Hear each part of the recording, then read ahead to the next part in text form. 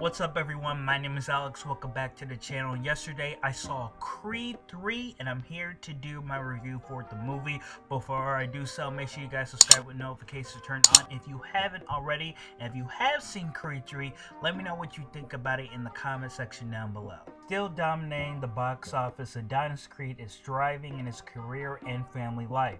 When Damien, a childhood friend and a former boxing prodigy, resurfaces after serving time in prison, he's eager to prove that he deserves his shot in the ring. The face-off between former friends is more than just a fight. To settle the score, Adonis must put his future to the line to battle Damien, a fighter who has nothing to lose. Michael B. Jordan has now taken the director chair for this new movie, and not only that, this is his first time ever directing, so a little bit of directorial debut, and let's just say Michael did a fantastic job because Creed 3 is a straight knockout. What I like about this movie is Adonis finally has a movie that kind of highlights his life, finally going a little bit deeper towards his character, discovering new ground. We saw him up and coming when it came to the first movie, but right in the third movie we're going back to the past, so we get a little bit of history, and the history about friendships according when it comes to Damien. That was some pretty hardcore stuff that he added into the film. This film tackles friendship, dreams, jealousy, and toxic masculinity in a way that pretty much black men feel on a day-to-day basis, specifically when it comes to both Adonis and Damien, because Damien, as we are getting to know him, he was on the role of hoping to have a future, just like Adonis had when they were both kids.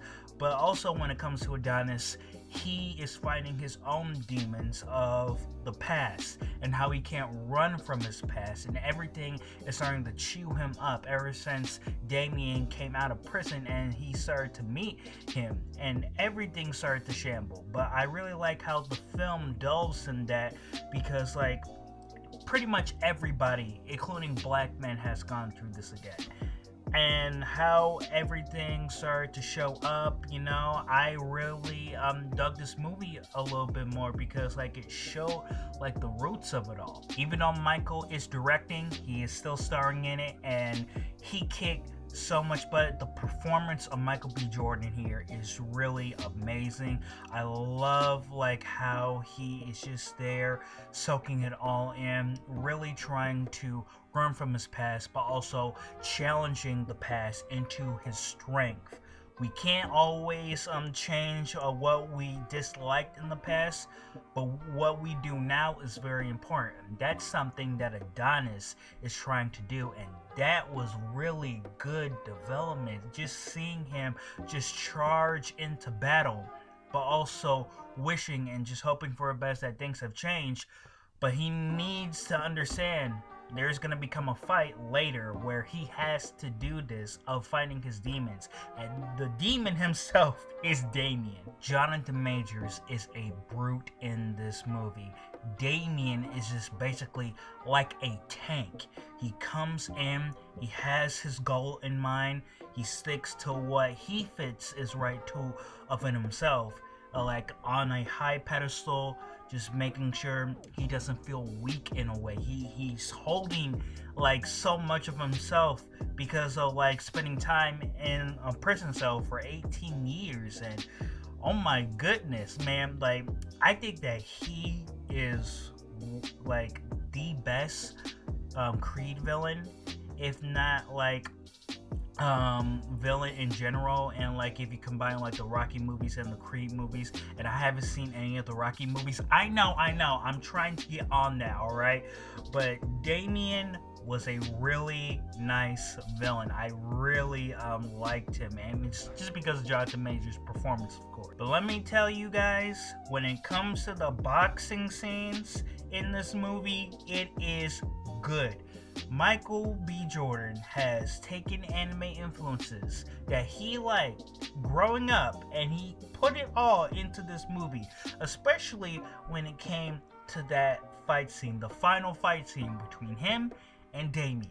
And that fight was just so good. If you are a hardcore anime fan, you are definitely going to be seeing a whole bunch of movements, a whole bunch of punches that you know from judging by Dragon Ball, Naruto, I believe so. Like, he had a whole list, but like those were the little things. But the way the final fight goes was so insane. And also, every time they throw a punch, it was hard. The speakers was just so good to hear because they were throwing haymakers. This was they were like I can't say it in a way on YouTube, but if you know what I'm saying, it felt like a brawl, and that brawl was so good. Haymakers left and right. That was so awesome to see. That final fight scene has to be the best fight scene hands down, and one of like the final fight scenes in Rocky and Creed combined. And you know, we also have dynamic when it comes to the family. I like how Tessa Thompson was in. I do wish she kind of had more to do, but the stuff that she was in, I thought she nailed it. Also, we get to see Amara in here, and let's just say when it comes to certain scenes, the theater crowd that I had, they were laughing, spending quality time with like her father and everything. There was also one scene, I don't want to say it's a spoiler, but I'm just like, leave it. Amaro does something that had the whole people shocked right now, trying to be like her father. Let's just say, like, she's definitely gonna steal like a little bit of hearts when it comes to the movie. And one thing I will say, if you know when it comes to this third movie, you know that Rocky is not in it. I will say, even though that the film did not mention Rocky in the slightest, it does show what Adonis has learned from Rocky. Right before he comes out, his entrance in his final fight, he whispers to himself like, one round, one punch at a time, like Rocky taught him that. So I guess that was like a little bit of way that, like, Adonis is learning what Rocky taught him. And Sylvester Stallone, Rocky, he didn't want to be in this movie. Like, there were some stories, I understand that, but he's just chilling with the family. And even though like I wish like he could have like been there in a way, it was nice still that Adonis had his own story.